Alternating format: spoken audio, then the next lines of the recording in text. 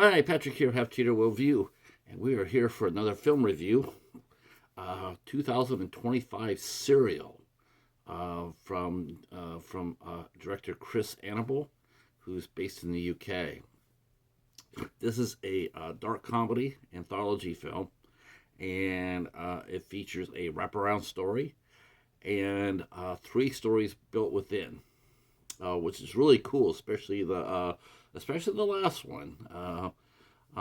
We've already talked to Chris before. We've seen Chris's work before with One Night Rental, which featured our own very own Rick Mallin, as we all know him. And Rick is also back in this one in Serial. So here's how this movie works. A woman is on a train and she gets off and she's going to be going to some sort of meeting. It's dark and it's late, and she's talking to her friend, saying, I'm trying to head in for the hotel, and she sees a taxi cab, and the taxi cab picks her up and starts driving. This says that we're gonna be in here for a little bit, because your hotel is about an hour away. And then they have the freeway closed, so. But while this is happening, he's entertaining her with stories, and initially she's listening to it, and then she gets a little bit more concerned as the ride goes along. So the first story features Rick, who plays a leader of a group of pedophile hunters, people who track down kids, adults talking to kids on the computer, like To Catch a Predator with Chris Hansen. So they come to this house and they're gonna get this guy. They got him dead to rights. They got all the computer chats and pictures and all that. So they knock on the door and they come on in there, and of course Rick's there. He's acting tough, and he's got a rookie with him. Like, just watch what I do. Watch how I handle this. So he gets in there and he starts getting on this guy's face, and he says, "This is you. This is you." And the guy goes, "No, not me, not me." And the guy Rick's trying to. I'm surprised to call his character name right, but it's the lead, the lead character, Mr. P, I guess. Mr. P is his name, and he's breaking in this new guy, and so, but things go wrong. They go really wrong when they find out that this is not the guy they're looking for. These are not the droids you're looking for. It's not the guy they're looking for. They have walked inside the wrong house, both figuratively and literally. Because while this guy is not not the person they're looking for, he really isn't the guy they're looking for. Because while he might not be that kind of predator, he's a different kind of predator. And so next thing you know, the people on this crew that are hunting these child predators, all of a sudden they find that they twisted. Now they're the hunters. Now they become the hunted, and this person is very, very fast on his feet, by the way, and he starts dealing out revenge, and we noticed that when these guys should have known better. When they walked in there, they thought they were walking in the house of 696. They didn't notice that the middle six has swung down to make a 9. So they were walking inside 666, which is pretty much what happened. Good story. Good story. Couple a couple of things that just little nitpicky. Of course, you couldn't probably do this on the budget of the film, but they go to a door, and the door they can't get out is locked, except that the door is glass. So I just was wondering, well, why didn't they just try to break the glass? But they, well, obviously you know why. But you're sitting there wondering about that. Like, at least make the attempt. Like, if you attempt to break the glass and your tool bounces back on you, make it seem like they're trapped by supernatural power, which is exactly what they were. But it would have been nice to see it a little bit better. Uh, so that's the crew meets not a very good ending, and we go back to the cab and the taxi driver is telling her the story, and the woman's not really, not really like, this is like really twisted. Why are you telling me this? Wayward vigilante group. Well, he says, well, I got another story to tell you. So we meet up with these two guys, um, and they both come in. They both use these password codes and whatnot. They're two guys are trying to get inside this crime family, and so they're being vetted. They're being some tasks to do, and to see if they can cut it. And so these guys, they end up going, through the phone. They end up going to this warehouse where there's this young lady who's been kidnapped and has a hood over her head, but she knows this code. She's supposed to get a 6-digit code from her. And so they're sitting there going like, well, how are we gonna do this? And they start talking among themselves, talking about how they got into this, how they got into this. One guy says that he was in the forces, so you're thinking that he's a badass from the military, and and as they're talking, they're trying to figure out what to do, waiting for, trying to, like they can't take the hood off, they can't give aid to this girl in any way. Finally, they said, well, take the gag out of her mouth, and, I don't care how you do it, but get me the code. This voice is on the phone. So, and it's really cool because they show the side view of the person. And quite honestly, you're thinking that she is a little different. You're not really sure what we're seeing or hearing. And so, but the person on the phone is definitely calling the shots. So they're figuring out what to do. Somebody comes to their door, and so one of the bad guys, he goes over there, and it turns out to be like a DoorDash from Great Britain, DoorDasher, who had gotten the wrong address. Now he has this tremendous amount of food that he needs to get rid of. So he starts negotiating with the bad guy about, hey, I got a couple pieces here, I got some wings, I got this and that, let's negotiate, because the guy's going, well, this is the wrong address. You want to be here, take off. But then the guy keeps talking, and the price of the food goes down lower and lower and lower. So he's just sitting there, and finally the driver says, well, I tell you what, I'm going to throw you some onion rings and you just pay me $10 for everything. So while the guy's out there, like, hell yeah, that's a good deal. 2 pizzas and some other food. What he doesn't know is inside, they take off the woman's gag and the hood, and she turns out to be a young, beautiful girl. And she in a really short amount of time, she persuades the other guy, like, hey, let me go, and I'll run off with you. But we got to do it fast because we only got a little bit of time. And so so the bad guy, he gets on the phone. He tells the contact the shady number, and then he's gonna go ahead. He's gonna go ahead and let her go. And then the other guy comes in there with food, and he looks up and sees his buddy sitting there pointing with a gun at him. I'm sure he was confused. Like 10 minutes ago, they were united, trying to get this code from this girl. 10 minutes later, he comes back with a bunch of food, and the guy has changed. He switched sides.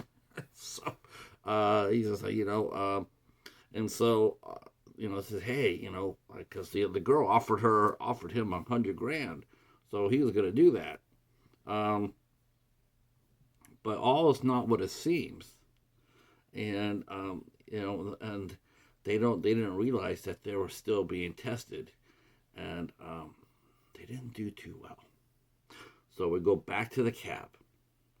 The young lady is still there. She's irritated now. She's like, just give me the hotel. Where are you taking me? Why is it all dark here? And he says, well, I have one more story. And then we go back to, this is a very Kevin Smith like. This is very Kevin Smith like, because now we go back to the crew from One Night Rental. That's right. So the guys from One Night Rental have the third story, and it's a corker. it's, what happens is they're still in the video store, business as usual, but what's happening is Vern and Dave, the two guys who own the store, they're having a faded movie star who got fame for starring as the Maniac Man, sort of like a Freddy Krueger type killer, and he's gonna come over there. He's gonna do signed autographs. So the character is Benedict, and he's played by Laurence Harvey, and Laurence Harvey acts his ass off. This was some funny ass shit.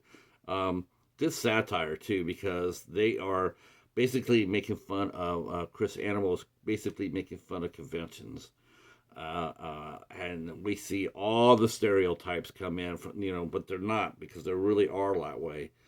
They come in there and they ask Benedict, who's the star of the Maniac series. You see the people coming in and asking him, they're going to be asking him all these questions about Maniac Man. And so Benedict, he decides to fortify himself before the doors open to take the dust off, so to speak. So they go ahead and they give him some rum, and they're going to go ahead and give him a little dip, but he takes the bottle and proceeds to, in the course of the afternoon, to basically down that bottle. And what was really cool is that we actually see another old friend in there, as Clarence has come in there from the first movie, The Gangster. Well, he has come back. And he was standing in line to see Benedict. I was rolling when I saw that. I'm like, that's just genius. And I noticed that they named one of the characters they had in there, played by Colin Paul. They named him Gareth, which I thought that made me laugh too, because I don't know if that was intentional to our good friend Gareth from Video Tasties, but it was hilarious still to see his name being used. So during the course of the afternoon, these guys are all coming in, and they're asking all these inane questions, and like, will there be a Maniac Man 4? I mean, it's think of Freddy Krueger at a convention today, and some fan walked up there saying, so are you going to be playing Freddy Krueger in a new movie? I mean, he's 80 years old. He's not going to be doing that. One of the helpers asks him a question. He says, who would you want to see play you in a movie? And Benedict gives an answer, and he goes, well, who do you see me? Who do you see? Who would you see play me in a movie? And the young helper goes, Danny DeVito. Just laughs. A lot of, like I said, a lot of inane questions. A lot of these celebrities, they must be just, especially these franchise actors, they must be sick and tired of hearing this. And one guy comes in there and he's asking all these questions, and finally Benedict says, "Do you want anything signed?" And he goes, "No." He starts walking off, and then, well, some shenanigans happens, and Dave and Vern are called into action because their movie star has gone over the deep end, and that's how we leave it. Then we go back to the cab, and the lady says, I don't want to, I want out. I want out. And the cab driver turns around, and we see it's the guy that we've seen throughout the movie. He was in he was the guy, the wrong guy in the first story. He was the pizza delivery guy in the second one, and he was an obnoxious fan in the third one. So he is the one constant. And it turns out that he's not a nice guy, and he turns around to the girl and he says, "You're not going anywhere." And then the movie ends. I like this movie a lot. I admire it. I thought once again Chris Annable did a great job with the budget he had. Good crew of actors too. Another good crew of actors. The standout for me, I mean, I have to say that Rick did a great job. Not saying that because he's my friend and your friend too, but saying it because he did a good job. And I thought he was spot on. If you go watch any one of these channels that catch a predator type of channels, that's exactly how they are. They're exactly how he played it. But for me, the performance that caught my eye was the lady in the second story who had put in this plan for these two guys to be vetted to join her crime family. It was Mrs. Philby, and she was played by. In fact, I do believe it might be Clarence's mom, because that's Clarence's name in the first movie was Clarence Philby. So who knows? Who knows? But her name was Mandy Riding, and holy crow, she was awesome. She was the voice on the phone, and then when you see her when she comes in there to talk to her two potential employees, she looked really cool, real cool. I like that character quite a bit. Yeah, I thought this was great. Chris also had some, Nidge Green and who did the story and who wrote the story. He plays Vern, and of course, Bobby Furness played Chris, and Ray Clark played Dave, all from the One Night Rental story. So overall, big thumbs up on this. I know this is a long review, but it's worth it because it was a fun movie and I enjoyed it very much. Hopefully we get a physical release for this. I don't know if One Night Rental got one. We'll hope and pray that this one gets it too.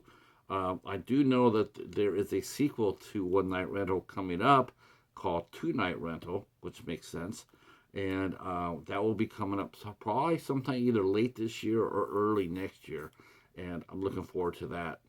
All right, well that is it for me and hanging out with Serial. Hope that you enjoyed it, and we'll let you know when it goes live when it gets released. That's it for us. If you're new to the channel, hit the sub button, hit the notification button, and drop a comment down below. Thanks for watching, and we'll see you soon. Peace.